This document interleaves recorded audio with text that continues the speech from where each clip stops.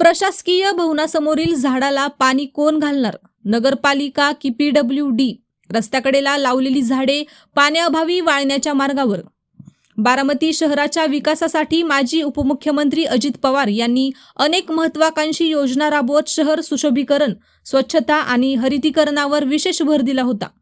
सुंदर आणि स्वच्छ बारामती हे त्यांचे स्वप्न मानले जात होते. मात्र सध्या शहरातील काही ठिकाणी दिसणारी परिस्थिती पाहता या स्वप्नाला गालबोट लागल्याची चर्चा नागरिकांमध्ये रंगू लागली आहे. बारामतीतील प्रशासकीय भवन परिसरासह नव्याने विकसित करण्यात आलेल्या काही रस्त्यांच्या कडेला मोठ्या प्रमाणात झाडे लावण्यात आली होती.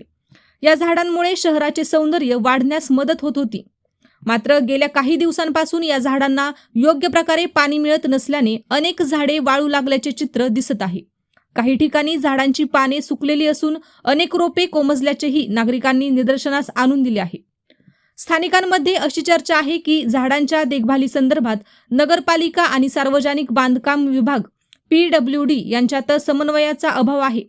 नेमकी जबाबदारी कोणाची यावरून प्रशासकीय पातळीवर संभ्रम निर्माण झाल्याने झाडांच्या देखभालीकडे दुर्लक्ष होत असल्याचा आरोप केला जात आहे. परिणामी लाखो रुपये खर्चून केलेले सुशोभीकरण आणि हरितीकरण धोक्यात आले आहे. याशिवाय काही भागांमध्ये सुशोभीकरणासाठी बसवण्यात आलेले साहित्य किंवा CCB ब्लॉक काढून नेण्यात आल्याचेही नागरिक सांगत आहेत. त्यामुळे शहराच्या सौंदर्यावर परिणाम होत असून प्रशासनाच्या कार्यपद्धतीवर प्रश्नचिन्ह उपस्थित केले जात आहे.